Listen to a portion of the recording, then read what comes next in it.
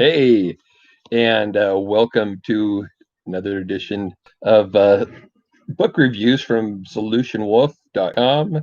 My name is Scott Keeler, and as you're looking here, you might not recognize this person. His name is Marty Sklar, and he is a Disney legend.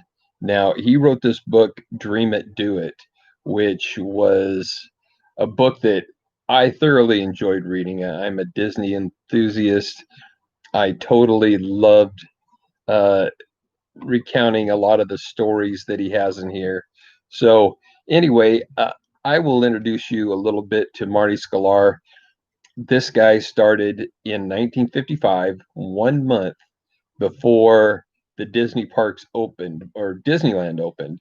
And if anybody knows anything about Disneyland, they will know that opening day was a complete disaster. They didn't have, the water wasn't working right. They didn't have drinking fountains because they needed to have the toilets running because there was a plumber strike. The concrete wasn't, or the asphalt wasn't set, so ladies with high heels kept getting their shoes stuck in it. There was a lot of forged tickets processed, so like everybody was coming through the gates.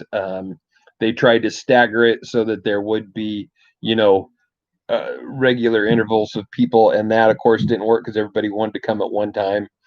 And on top of that, they were trying to do a live broadcast, which back in those days in 1955, if you can imagine, they weren't real good at doing live broadcasts. So anyway, this guy came in and he had a great skill at writing a lot of the literature and the different things that would pertain to Disney. One of the things that he did do, which was really tough, was when Walt died in 1966. He literally had 1 hour to write an obituary and get it out to the press and to all the employees before the company would implode on itself. I mean, because Walt really was the key and the key master to the entire Disney World, Disney project, Disneyland, Disney entertainment altogether. And so this guy has been through the paces. This guy worked for Disney for over 50 years. He didn't retire until 2009.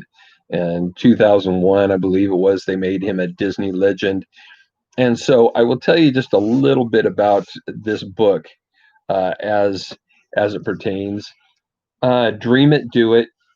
For those people who truly are looking for that entrepreneurial um, quick fix, I got to be shown how to do it. You're might not going to get that much out of it. I think the first half of the book, there are some great anecdotes about what it takes to be successful, certainly what it took Disney to be successful. But what he does is he goes through and he shares the stories. He shares the stories of Disneyland, how it came to be, some of the obstacles they faced, how they were able to get around some of those obstacles. And if you kind of read between the lines, you'll see that there is kind of a willingness to put yourself out there in the line, a willingness to not accept failure, but to look for solutions, to always go that extra mile to see what it is that you can do as far as getting things done. The second part of the book talks about a lot of the growth and the different things that Disney had to go through to get a lot of their theme parks built. His specialty was in the theme park development. He had a lot to do with the 1964 World's Fair in New York, which led to some of the greatest innovations that Disneyland parks had ever seen. They had the animatronics. That's when they had Mr. Lincoln, of course, and the Tiki Hut birds. But that led to so many more engineering feats that Disney would have to accomplish in some of their rides and some of their entertainment. And Marty Schuyler was front and center as not only just a literary person that did that, but he had to come up with some of these ideas on his own. And then there was going in and out with the Michael Eisner time. There was a time of great enthusiasm versus, and then there was a time of great disappointment, with just back and forth all the time. And he talks about how to progress right through that. And so as he wrote this book, he kind of came to the understanding that with all things in life, there is going to be the ups and downs, the thrills, and what you really, it's going to pay off if you're doing something that you absolutely love, something that you love to get up in the morning and do. Because some days, there are literally going to be those 15, 16-hour days that you're going to put in, and he was no stranger to that.